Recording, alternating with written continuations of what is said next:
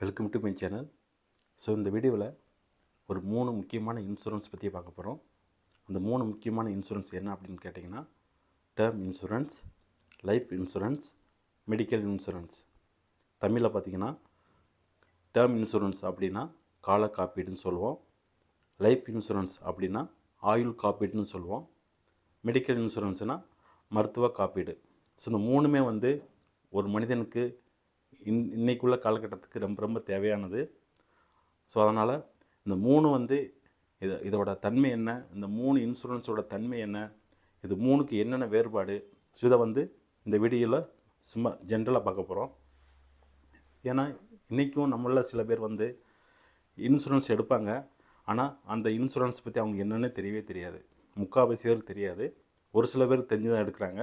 ஆனால் இன்னும் பல பேர் அந்த இன்சூரன்ஸ் என்ன இன்சூரன்ஸ் எடுக்கிறோம், அது எத்தனை வருஷம் கட்டணும், அதனால் என்ன பெனிஃபிட்டு, எதை நம்ம கிளைம் பண்ண முடியும், எது அந்த பாலிசி கவர் ஆகும், எது அந்த பாலிசி கவர் ஆகாது, இதை கண்டிப்பாக ஒரு இன்சூரன்ஸ் எடுக்க போகிறீங்கன்னா இது எல்லாமே தெரிஞ்சுக்கிட்டு தான் நீங்கள் இன்சூரன்ஸ் எடுக்கணும்.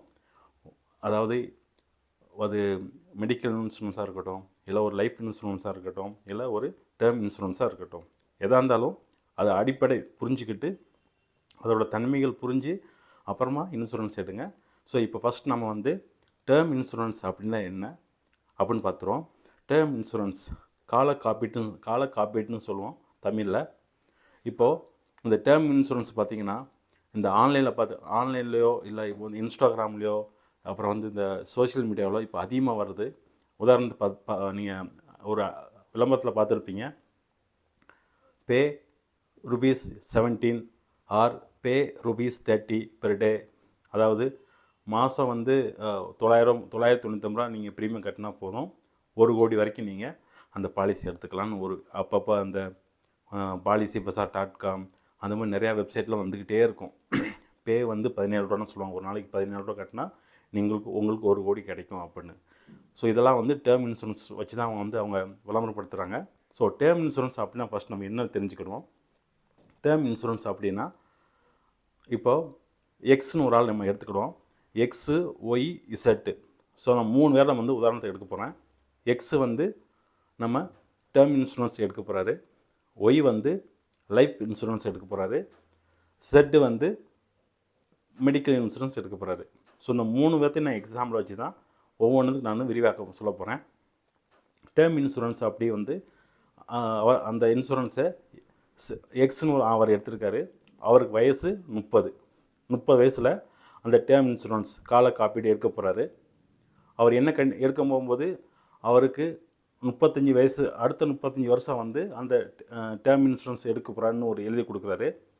அதாவது 30 + 35, அதாவது அவருக்கு 65 வயசு வரைக்கும் அந்த டேர்ம் இன்சூரன்ஸ் அவருக்கு இருக்குன்னு நினச்சி எடுக்கிறாரு. சரிங்களா? கொஞ்சம் கவனமாக கேளுங்க. நீங்கள் ஸ்கிப் பண்ணி பார்த்தா உங்களுக்கு கன்ஃபியூஸ் ஆயிரும். ஸ்கிப் பண்ணாமல் கேளுங்க. இது ரொம்ப முக்கியமான தகவல். இந்த மாதிரி தகவல்லாம் அடிக்கடி வராது. ஸோ அதனால் கவனமாக கேளுங்க. ஸோ எக்ஸுன்ற ஒரு ஆள் 30 வயசில் டேர்ம் இன்சூரன்ஸ் எடுக்க போகிறாரு. அவர் 35 வருஷத்துக்கு அவர் போதும். அந்த 35 வருஷமாக 30 வருஷமாக அது நம்ம சாய்ஸ் தான். அது மினிமம் 20 25 கேட்பாங்க. பட் நம்ம அதை எக்ஸ்டெண்ட் பண்ணிக்கலாம். பட் அதிகபட்சமாக 70 வயசு வரைக்கும் தான் நீங்கள் அந்த டேர்ம் இன்சூரன்ஸ் நீங்கள் கவரேஜ் கொண்டு வர முடியும். 70 வயசுக்கு மேலே உங்களுக்கு அந்த இன்சூரன்ஸ் க்ளோஸ் ஆயிரும். இப்போ இவர் எக்ஸுன்ற ஆள் 30 வயசில் இன்சூரன்ஸ் எடுக்க போகிறாரு. எது வரைக்கும்? 65 வயசு வரைக்கும் அந்த இன்சூரன்ஸ் எடுக்கிறாரு. ஸோ இதனால் அவருக்கு மாதம் ஒரு 1000 வச்சுக்கோங்களேன். அதாவது 1 கோடிக்கு எடுக்கிறாரு. நல்லா கவனிங்க. 1 கோடிக்கு மாதம் 1000 தான் வரும். +ஆர் - 300 வச்சுக்கோங்க. சரிங்களா? அது வயசை பொறுத்து மாறிக்கிட்டே இருக்கும். 25 வயசு எடுத்தால் இன்னும் கம்மியாகும். 30 வயசு 35 வயசுக்கு மேலே எடுத்தால் 1000 விட இன்னும் அதிகமாகும். ஸோ அதுக்குள்ளே நம்ம போக வேண்டாம். ஒரு ₹1000 மாதம் கட்டுறாரு 1 கோடிக்கு. 30 வயசில் இன்சூரன்ஸ் எடுத்துட்டார். எக்ஸுன்றவர் ஸோ அவர் 30 வயசில் ஆரம்பிச்சிட்டாரு. 35, 40, 45, 50, 55. ஓகே, 50 வயசுன்னு வச்சுக்கணும். அந்த எக்ஸுன்ற ஒரு ஆள் எடுத்த அந்த டேர்ம் இன்சூரன்ஸ் எடுத்த ஆள் 50 வயசில் ஏதோ ஒரு நேச்சுரல் டெத்தோ, அதாவது ஒரு விபத்துலையோ இல்லை உடல்நிலை சரியில்லாத காரணத்தினாலையோ அவர் இறந்துடுறாரு. சரிங்களா? ஸோ இதான் கண்டிஷனு. அவர் இறந்த பிறகு அவரை சார்ந்து இருக்கக்கூடிய நாமினியை இப்போ நம்ம இன்சூரன்ஸ் எடுக்கும்போது கண்டிப்பாக ஏதாவது நாமினி போடுவோம். கல்யாணம் முடித்தவங்களாம் வந்து கண்டிப்பாக அவங்க வந்து அவங்க ஒய்ஃபோ இல்லை குழந்தைய பேரை போடுவாங்க. இல்லை கல்யாணம் முடியாத பேச்சுலராக இருந்தாங்கன்னா பேரண்ட்ஸ் நேம் போடுவாங்க. ஸோ இது வந்து காமன். இது எல்லா இன்சூரன்ஸும் காமனாக தான் இருக்கும். இப்போது அவர் 30 வயசில் பாலிசி எடுத்திருக்காரு, 50 வயசில் அவர் இறந்துட்டார் அப்படின்னா 1 கோடி ரூபா சொல்லுவாங்க தெரியுமா காப்பீட்டு தொகை. அந்த 1 கோடியும் அப்படியே வந்து அவங்க நாமினிக்கு போய் சேரும். இதான் வந்து டேர்ம் இன்சூரன்ஸ். என்ன சார் 50 வயசில் இருந்தால் மட்டும் தான் காசு கிடைக்குமா? அவர் 35 வயசில் இறந்துட்டார்னா கண்டிப்பாக அந்த பாலிசி பீரியடில் அவர் 30 வயசுலேருந்து 65 வயசு வரைக்கும் எப்போ இறந்தாலும் அவருக்கு அந்த 1 கோடி ரூபாய் கிடைக்கும். ஸோ கொஞ்சம் புரிஞ்சுருக்குன்னு நினைக்கிறேன். ஸோ அவர் எவ்வளோ கட்டுறாரு மாதம்? 1000 ரூபா. வருஷத்துக்கு அப்போது 12,000 ரூபா. ஓகே, வருஷத்துக்கு 12,000 கட்டி அவருக்கு 1 கோடி ரூபாய் கிடைக்குது. எப்போ? அவர் இறந்த பிறகு. எக்ஸ்ன்ற ஒரு ஆள் இறந்த பிறகு அவர் குடும்பத்துக்கு அந்த 1 கோடி வந்து ரொம்ப ஹெல்ப்ஃபுல்லாக இருக்கும். இது வந்து டேர்ம் இன்சூரன்ஸ். இப்போது உங்களுக்கு ஒரு கொஸ்டின் வந்திருக்கும், சார் அவர் வந்து 65 வயசுக்கு நல்லா தான் சார் இருக்கார், அவர் அந்த பாலிசி டயத்தில் வந்து அவருக்கு வந்து எதுவுமே ஆகலை, 65 வயசு 66 வயசு 67 வயசு அப்படியே அவருக்கு நல்லா தான் இருக்குது, உடம்புல நல்லா தான் இருக்கார், ஹெல்த்தியாக இருக்கார் அப்படின்னா அவர் 65 வயசில் அவருக்கு பாலிசி முடிஞ்சிடும். ஆனால் பாலிசி முடிஞ்ச பிறகு அவருக்கு 1 ரூபா கூட அவர் கட்டின அமௌண்ட்டு வராது. ஸோ இதான் வந்து டேர்ம் இன்சூரன்ஸ். அதாவது எக்ஸ்ன்னு ஒரு ஆள் 30 வயசில் பாலிசி எடுக்கிறாரு, அவருக்கு 35 வருஷத்துக்கு எடுத்திருக்காரு, அடுத்த 35 வருஷத்துக்கு 65 வயசு வரைக்கும் எடுத்திருக்காரு. இந்த 30 வயசுலேருந்து 65 வயசுக்குள்ளே அவர் இறந்தால் தான் அந்த 1 கோடி ரூபாய் அவங்க ஃபேமிலிக்கு போகுமே தவிர, ஒருவேளை அவர் வந்து இறக்கவே இல்லை அப்படின்னா அது திரும்ப 1 ரூபா கூட கிடைக்காது. அதாவது வருஷம் நீங்கள் 12,000 கட்டுறீங்க தெரியுமா, 35 வருஷத்துல எவ்வளோ ஆச்சு? அப்ராக்சிமேட்டாக 3,60,000. அது ஒரு ஓகே 4,5 லட்சம் வச்சுக்கோங்க. கிட்டத்தட்ட 4 லட்சத்துக்கு மேலே கட்டியிருப்பீங்க. அதில் 1 ரூபா கூட உங்களுக்கு கிளைம் பண்ண முடியாது. இதுதான் டேர்ம்ஸ் கண்டிஷனோட மெயின் விளக்கம். இப்போ புரிஞ்சிருக்குன்னு நினைக்கிறேன். இப்போது அடுத்து நம்ம எல்ஐசி லைஃப் இன்சூரன்ஸ் போவோம். லைஃப் இன்சூரன்ஸ்னால் ஆயுள் காப்பீடு உங்களுக்கு தெரியும். இது நம்ம அங்கங்கே கேள்விப்பட்டிருப்போம். அந்த எல்ஐசின்னு நமக்கு எல்ஐசின்னு சொன்னாலே வந்து டக்கு நம்ம வந்து இப்போ இந்த எல்ஐசி போட்டவங்க விட எல்ஐசி ஏஜென்ட்கள் அதிகமாக இருக்காங்க இப்போது ப்ரெசன்ட் கண்டிஷனில். ஸோ தப்பு கிடையாது, ஜஸ்ட் ஒரு எக்ஸாம்பிளுக்காக சொன்னேன். இப்போது வந்து எக்ஸ் கண்டிஷன் முடிஞ்சிச்சு. இப்போ ஒய்ன்னு ஒரு ஆள் வந்து லைஃப் இன்சூரன்ஸ் போடுறாரு, சரிங்களா?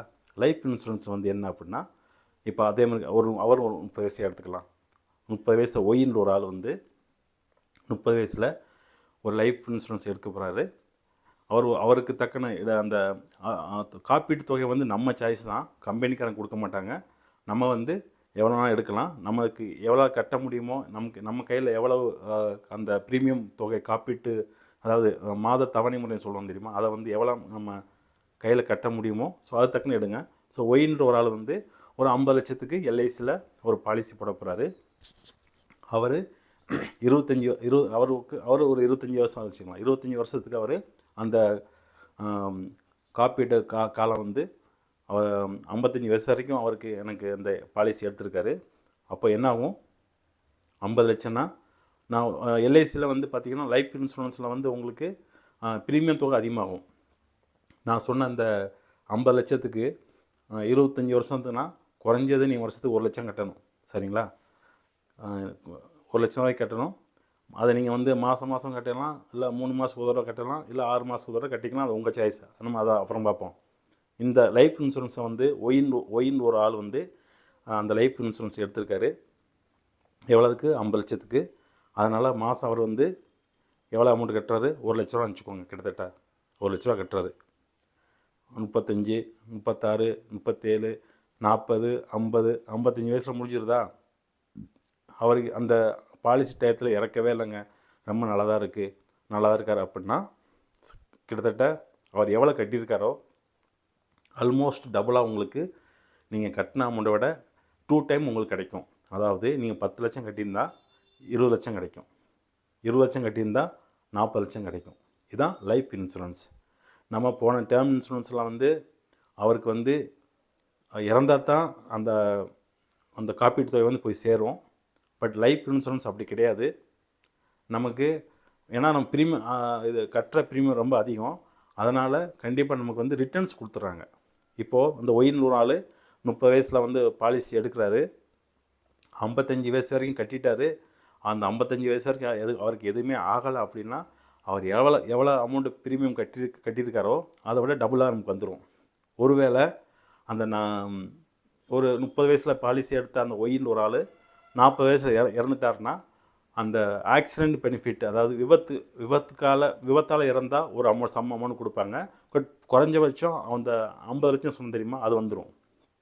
நேச்சுரல் டெத்துனா கொஞ்சம் அமௌண்ட் கொஞ்சம் கம்மியாக. நேச்சுரல் டெத்துனா என்ன, அந்த ஹார்ட் அட்டாக்கு இல்லை சடனாக வந்து ஒரு நெஞ்சு வலி வந்து இந்த மாதிரி நெஞ்சு வலி வந்து இறந்து போகிறது, இந்த மாதிரி நேச்சுரல் டெத்துக்கு வந்து கொஞ்சம் கம்மியாகும். பட் ஆக்சிடெண்ட்டில் இறந்தவங்களுக்கு வந்து அதிக அந்த 50 லட்சத்துக்கு கூடவே கிடைக்கும். ஒரு சில நேரத்தில் வந்து அவங்க எவ்வளோ அந்த ப்ரீமியம் கட்டினாலும் சரி, அதுக்கப்புறம் கட்ட தேவையில்லை. அவர் கிளைம் பண்ணிட்டாங்கன்னா அந்த ப்ரீமியம் கட்ட தேவையில்லை. இதான் வந்து லைஃப் இன்சூரன்ஸ்.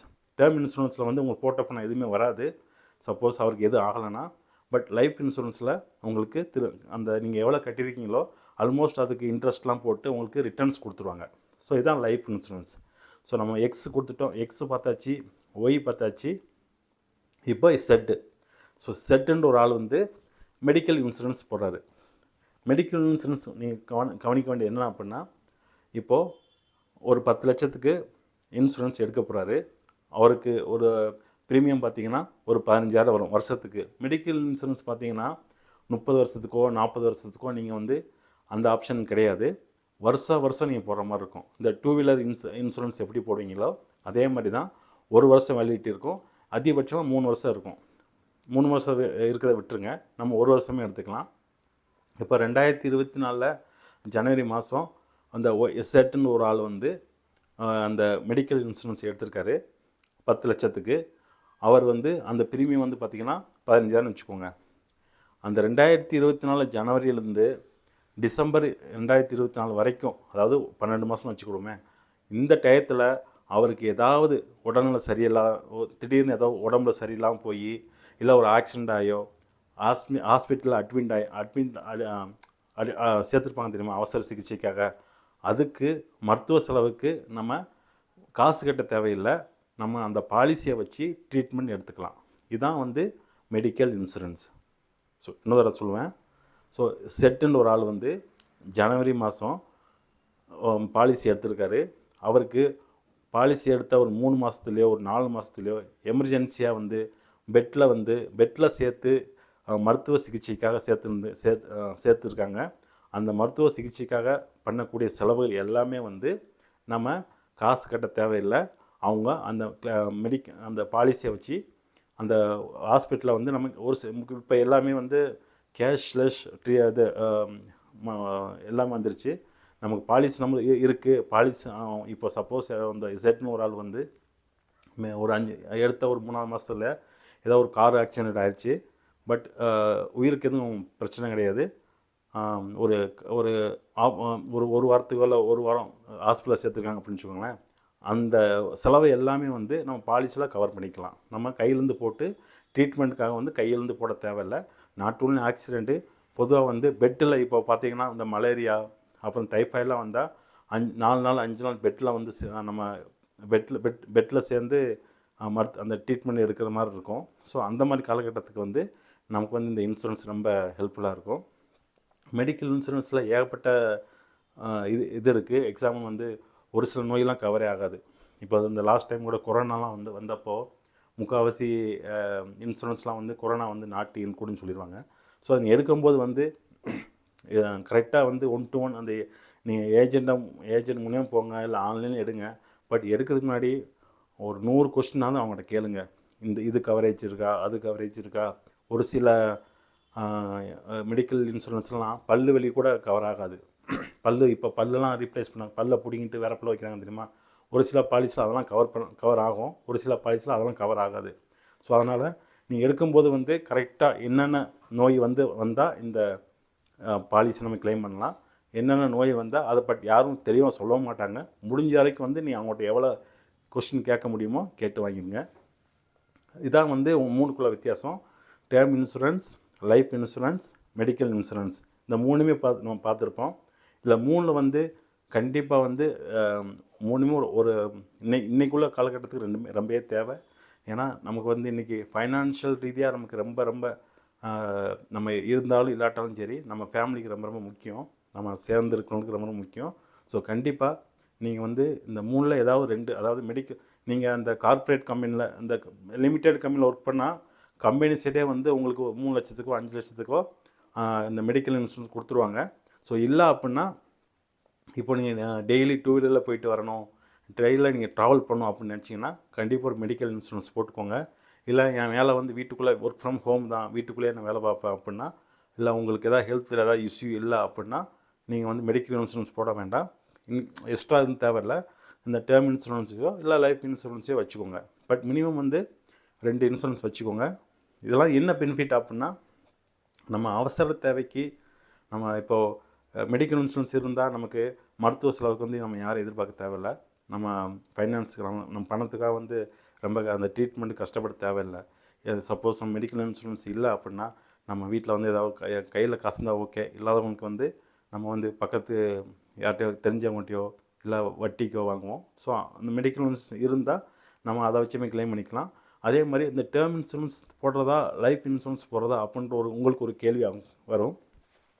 அதாவது அது வந்து ஒவ்வொரு ஆளை பொறுத்து ஒவ்வொரு ஆள் மாறுபடும். நீங்கள் ஒரு 25 வயசில் நீங்கள் வந்து ஒரு கம்பெனிக்கு வேலைக்கு போகிறீங்க, படித்து முடிச்சுன்னு வேலைக்கு போகிறீங்க அப்படின்னா ஃபஸ்ட்டு வந்து லைஃப் இன்சூரன்ஸ் எடுத்துக்கோங்க. ஏன்னா நீங்கள் லைஃப் இன்சூரன்ஸ் எடுத்தால் அது உங்களுக்கு வந்து ஃப்யூச்சரில் வந்து ரிட்டர்ன்ஸ் நல்லா வரும். அதாவது உங்களுக்கு எதுவும் ஆகலைன்னா கூட அந்த அமௌண்ட் வந்துடும். ஸோ ஒரு லைஃப் இன்சூரன்ஸ் வச்சுக்கோங்க. அப்புறம் உங்களுடைய வேலையோட தன்மையை பொறுத்து ஒரு 30 வயசு வரும்போது ஒரு டேர்ம் இன்சூரன்ஸ் ஒன்று போட்டு வச்சுக்கோங்க. ஒரு 50 லட்சத்துக்கோ 1 கோடிக்கு தான் போடணும்னு கட்டாயம் கிடையாதுங்க. உங்களால் ஒரு 30 லட்சமோ இல்லை 50 லட்சமோ உங்களால் எவ்வளோ ப்ரீமியம் கட்ட முடியும்னு நீங்கள் நினைக்கிறீங்களோ அதுக்கு தக்கன நீங்கள் ஒரு இன்சூரன்ஸ் வாங்கி வச்சுக்கோங்க. ஸோ இதான் இந்த 3க்குள்ள வித்தியாசம். ஸோ இதை வந்து கண்டிப்பாக வந்து ரொம்ப ரொம்ப ஹெல்ப்ஃபுல்லான ஒரு வீடியோ. ஸோ முடிஞ்ச அளவுக்கு வந்து உங்கள் ஃப்ரெண்ட்ஸுக்கு ஷேர் பண்ணுங்கள். ஸோ இதுபோல் வீடியோ வந்து அடுத்தடுத்து வர்றதுக்கு நம்ம சேனலுக்கு ரொம்ப சப்போர்ட் பண்ணுங்கள். தேங்க்ஸ் ஃபார் வாட்சிங் மை வீடியோ.